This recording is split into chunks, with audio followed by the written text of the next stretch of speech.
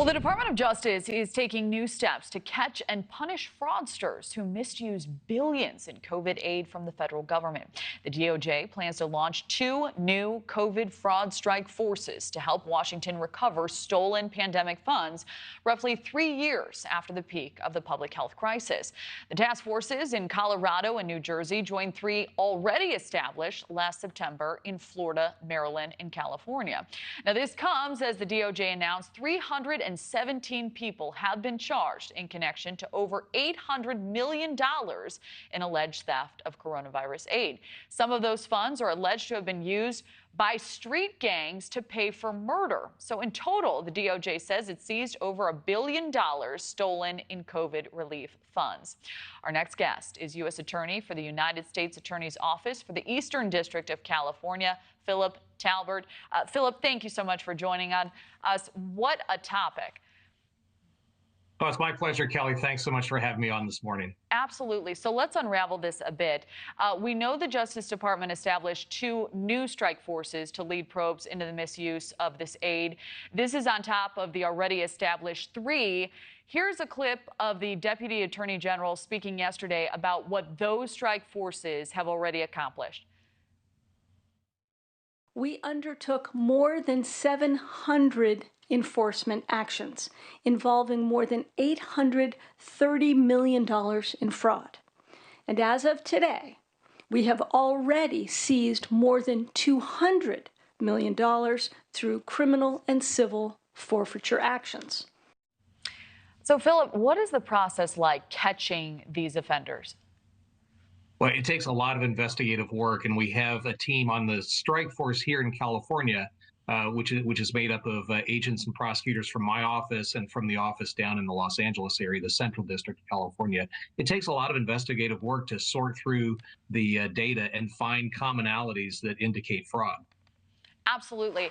And the scale of this is really mind-boggling. We're continuing to learn more about the scale of the theft of COVID funds.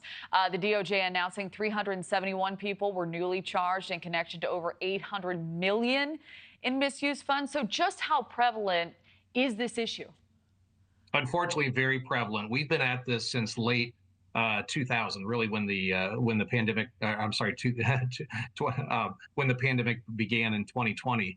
The strike forces started out, the 3 strike forces last year, about a year ago, and then we added 2 in New Jersey and Colorado.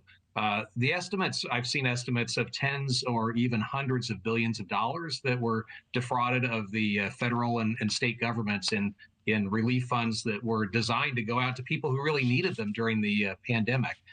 So we've been at it. We've charged dozens of defendants. We have investigations against many, many more. I know that the department has charged over 3,000 defendants in federal court. Our district attorneys are also charging in state court additional defendants, and it's mind-boggling the scale of the fraud that occurred here with the relief funds. Again, taking taxpayer dollars that were designed to help people who needed it because of the pandemic. Yeah, people who really needed it. We have about a minute left, but do you think a lack of cross-checking between government databases caused a lot of red flags to be missed about potentially sketchy borrowing requests? How were these funds able to be exploited at such a large scale for so long? Part of it was that the money needed to get out as fast as possible. People who needed the relief needed it at that time. The checks were put in place over time. But even with the checks, we're talking about very savvy criminals, some who have defrauded other programs at other times, some who are working nationally and internationally. So our work is cut out for us, but this is a marathon for us, and we're determined to track down and hold these people accountable for the fraud they committed. All right, we have about 10 seconds left. I'd love to squeeze this question in. We're seeing increased scrutiny now over how this pandemic aid has been spent. What's your reaction to a report that nearly 1 in 4 cities across the country reported no expenditures using these funds as of this spring? At a certain point, shouldn't that unspent money be returned to the federal government? That's really for the representatives to decide. Our job is on the enforcement side. We want to make sure that we get the fraudsters who've illegally taken this from the people it was designed to help. Well, I think a lot of people are grateful that you're doing it. U.S. Attorney Phillip Talbert, thank you for joining us.